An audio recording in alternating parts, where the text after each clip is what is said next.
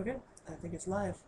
Hi, I'm Michelle Belanger, And I'm Jackie Williams. and we're here to talk to you guys about our latest joint project, the Watcher Angel Tarot deck. We're still excited and buzzing from the midnight launch last night.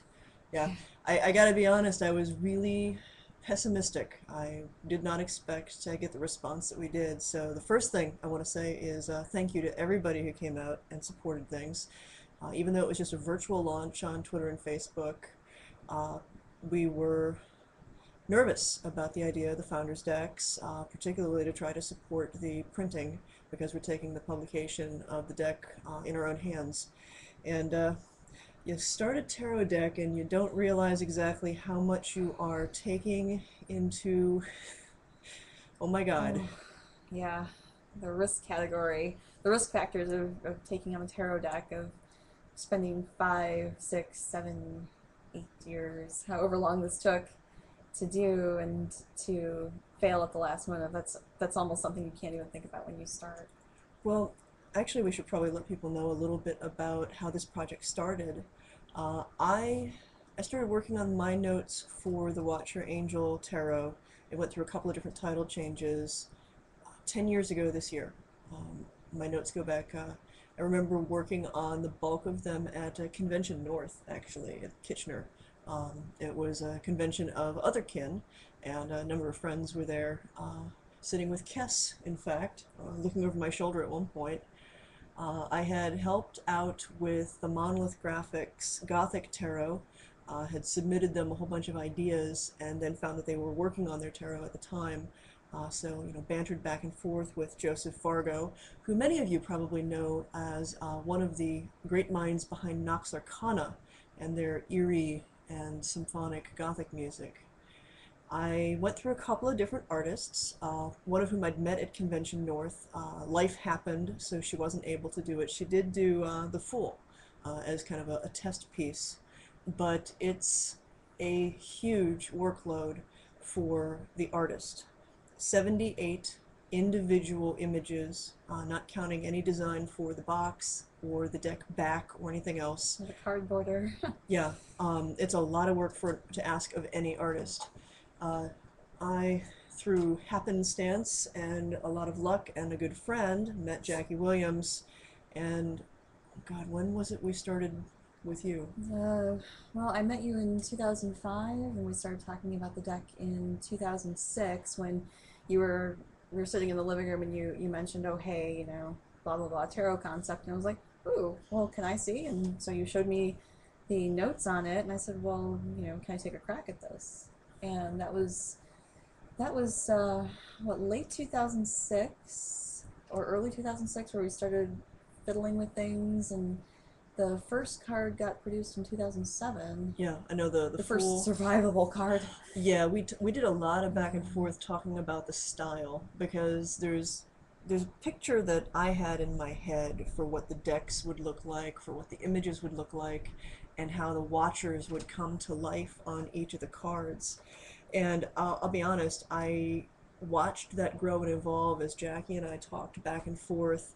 I dragged out artwork by artists I had grown up revering, like Arthur Rackham, who is an illustrator. If you've not seen Rackham's work, I really strongly recommend looking into it. It's gorgeous stuff. Uh, Actually, my love of stories and myth, I can owe a good portion to Rackham.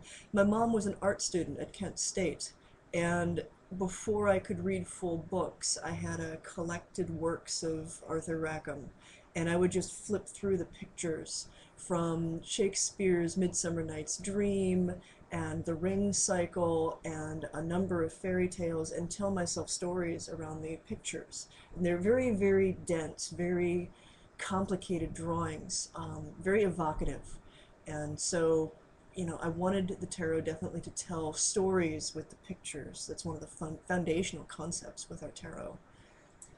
We'd also gone through Alphonse Mucha, who's also an artist from about the same time period, and uh, tried to merge the two styles, which Mm. is why some of the cards, the early on cards, have a very, very distinct Rackham feel or very distinct Mucha feel, because we were trying to find our legs when we Yeah. were when we were first kicking this around, and trying to convey the exact style by referencing the works of a couple different artists was pretty difficult to figure out what the style of the deck would actually turn into.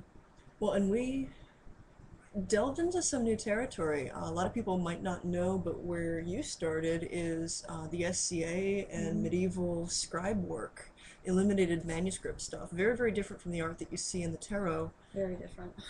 And I don't believe this myself, even though I know it for a fact, but the tarot is done in watercolor. And how long had you been working in watercolor before you started the Watcher deck? I've never worked in watercolor before I started the deck. The art that I used to do, I had worked in acrylics for a little while, and mostly I worked.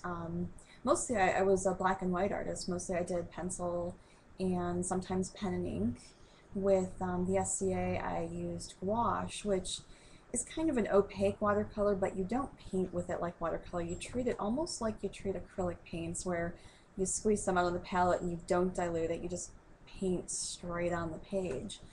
Um, but I had read that illustrators pretty much preferred watercolor when they were doing illustrations, and I thought, well, that's the way I should go. So I bought some watercolors, and the cards that I was doing, those were my first forays into watercolor. It Well, was and all a learning experience. a lot of growth and change happened along the way. I mean, one of the challenges for the artist, I know, is every time you do another piece of artwork, your artwork style changes, it grows and evolves. You're looking at a project that is over the span of half a decade and more, and keeping a consistency, something that is internally consistent, is deeply challenging.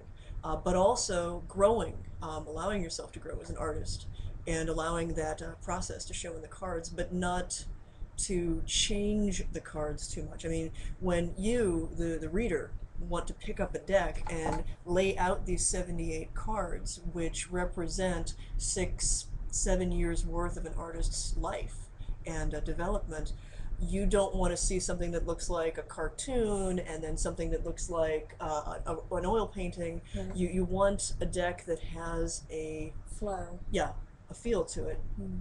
And I think I'm really proud because I think that Jackie did manage to have the deck develop its own style and its own look and allow for that growth without sacrificing internal consistency.